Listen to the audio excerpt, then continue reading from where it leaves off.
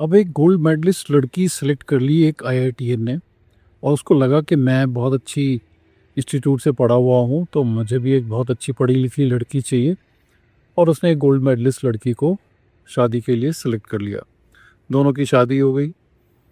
Initial period तकरीबन 1 साल तक तो थोड़ा बहुत ठीक चला।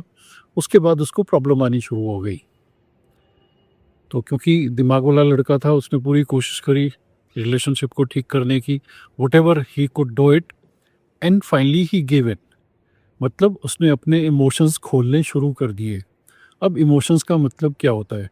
जब भी आप किसी के सामने अपने इमोशंस एक्सप्रेस करने शुरू कर देते हो ज़रूरत से ज़्यादा, तो आपको एक बहुत ही वीक इंसान समझा जाता है। ऑन द स्पॉट ठीक है, आपको थोड़ा बहुत वो इंसान जो है कंसोल कर देगा, लेकिन ओवरऑल आपको बहुत ही वीक इंसान समझा जाएगा। एज ए मेल इस चीज़ को ध्यान से सुन लो आप। एज ए मेल, अगर आपको लगता है बहुत ही गलत हुआ है, रोने का मन करता है, तो या तो आप अकेले में रोओगे, या जिस भी भगवान को ध्याते हो उसके सामने रोओगे। फीमेल के सामने नहीं रोना है। फीमेल के सामने अगर आपने रोना शुरू कर दिया, चाहे वो कोई भी फीमेल हो, तो finally you will be taken as a weak personality. और फिर बाद में जब पावर डायनामिक्स चेंज होती है, तो फिर आपको कोई भी इम्पोर्टेंस नहीं दी जाएगी। थोड़ी बहुत दया हो सकती है आपके ऊपर में कि वीक इंसान है। अब चाहे जहाँ मर्जी से पढ़े लिखे हो आप, जैसे मर्जी इंसान हो, इस चीज़ को समझ लो। ओके? बिकॉज़ फीमेल्स खुद भी इमोशनल होती हैं, और उनके जो इमोशंस होते हैं वो साइक्लिक होते हैं, लूप फॉर्म में चलते हैं। अभी वो रो रही हैं, अभी वो हँस के किसी से बात कर रही हैं, अभी वो मोमोज़ खा रही हैं, अभी वो शॉपिंग की प्लानिंग कर रही हैं। ये उनके इमोशंस चलते रहते हैं। व्हेयरएज़ जो मेल के इमोशंस होते हैं वो लीनियर होते हैं। मतलब अगर उसको गुस्सा आ रहा है, तो उसको गुस्सा आ रहा है, और वो गुस्सा काफ़ी टाइम तक रहता है, डिपेंडिंग अपॉन आपकी किस टाइप की पर्सनैलिटी है, राइट? और फीमेल को ये पता लग जाता है, क्योंकि मैं बहुत इमोशनल हूँ और ये मेरी वीकनेस है। तो इसलिए अगर कोई दूसरा इंसान उसके सामने इमोशंस को दिखाएगा, स्पेशली नेगेटिव इमोशंस को दिखाएगा, तो उसको वो इंसान वीक लगेगा। इसको दिमाग में अपने बिठा लो, फीमेल के सामने रोना नहीं है, ओके? ज़रूरत से ज़्यादा एक्सप्लेन नहीं करना है अपने आप को, वो नहीं समझ पाएगी, जितनी मर्जी पढ़ाई पढ़ी हुई फीमेल हो। अब पढ़ी हुई फीमेल के साथ इस इंसान को क्या प्रॉब्लम आ रही थी, इसको समझो।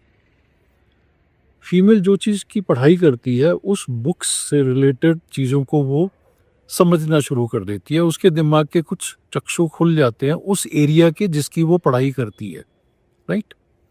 थोड़े टाइम के बाद में, जब वो पढ़ाई का कोई ज़्यादा उसको फ़ायदा नहीं होता है, इन ए सेंस कि उसको अगर एक नौकरी चाहिए थी, उसने आईटी की पढ़ाई करी है, जो भी करी, उसको वो नौकरी मिल गई।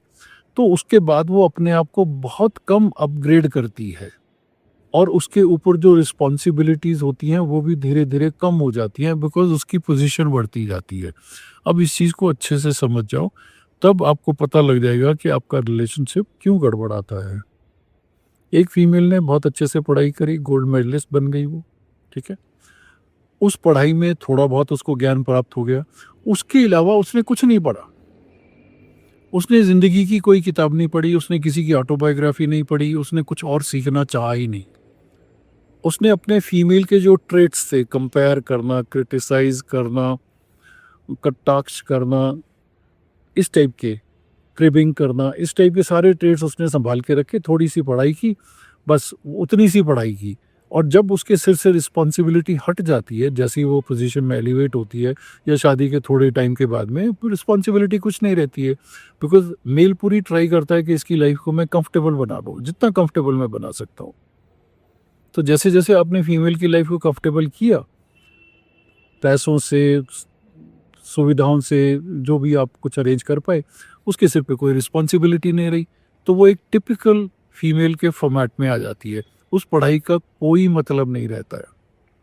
1 टू 2% फीमेल्स होती हैं जो ज़िंदगी के बारे में सीखना चाहती हैं, बिहेवियर को समझना चाहती हैं, राइट? लोग कैसे इंटरेक्ट करते हैं, लोग कैसे एग्ज़िस्ट करते हैं, बिहेवियर में क्यों चेंजेज़ आते हैं, कैसे चेंजेज़ आते हैं, इसको वो पढ़ना चाहती है और समझना चाहती है, एंड अकॉर्डिंगली अपनी लाइफ में उसको अडेप्ट करना चाहती है। इस टाइप की 1 to 2% फीमेल्स होंगी। बाकी फीमेल्स किसी भी पढ़ाई में धुरंधर होंगी, अपना बहुत अच्छा उन्होंने स्कोर हासिल कर लिया, लेकिन जैसे उनके सिर से रिस्पॉन्सिबिलिटी हट गई, वो नॉर्मल फीमेल फॉर्मेट में आ गई और फिर वो जो है आपकी हालत ख़राब कर देंगी। हाँ, जिन फीमेल्स के ऊपर में रिस्पॉन्सिबिलिटी रहती है, मान लो सिविल सर्विसेज वाली है या कोई ऐसी पोजीशन पे है जहाँ पे उनके ऊपर काफ़ी सारी रिस्पॉन्सिबिलिटीज़ हैं, तो वो फिर इस फॉर्मेट में नहीं आती। इस बात को ध्यान रख लेना। तो कभी भी आप फीमेल के साथ जब इंटरेक्ट करते हो, उसकी ज़िंदगी को ज़रूरत से ज़्यादा कंफर्टेबल मत कर दो यार, कुछ तो रिस्पॉन्सिबिलिटी छोड़ो।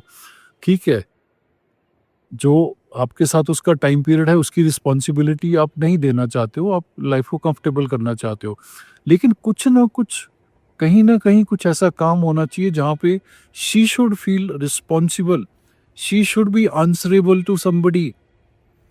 इस वक़्त जितने भी लोग दुनिया में अपनी फीमेल पार्टनर से सफ़र कर रहे हैं, उनको एक बार ये देखना चाहिए कि उनकी फीमेल सारा दिन करती क्या है? क्या करती है? कुछ नहीं करती है। मेबी कुछ खाना बनाती हैं, 4-5 घंटे फिर टीवी, कोई ना कोई वेब सीरीज़ पकड़ लेती है। आजकल तो कोरियन और पता नहीं तुर्की वाली कहाँ-कहाँ से वो पकड़ लेंगी, ओके? उसके बाद में फिर चुगली कर लेंगी, फ़ोन पे बहुत कई घंटे बात कर लेंगी, फिर थोड़ा-सा इनको तीखा खाने को चाहिए होगा। अब आप ये बताओ कि ये जिसका प्रोफ़ाइल है इंसान का, क्या वो आपके साथ कम्पीट कर सकता है? उसकी मानसिकता क्या है? Do you think she deserve to be taken care of to the extent जो आपने की है? And is she ready to change? No.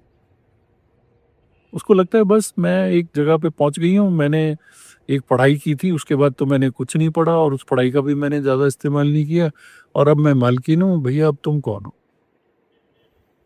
थोड़ा सा रिलेशनशिप की गहराइयों में चले जाओ, नहीं तो आपकी मेहनत जो है बेकार हो जाएगी। आपकी ज़िंदगी को वो फीमेल सबोटाज कर देगी, बहुत मुश्किल हो जाएगी जैसे जैसे टाइम पीरियड बढ़ेगा। Okay, take care, it's your life.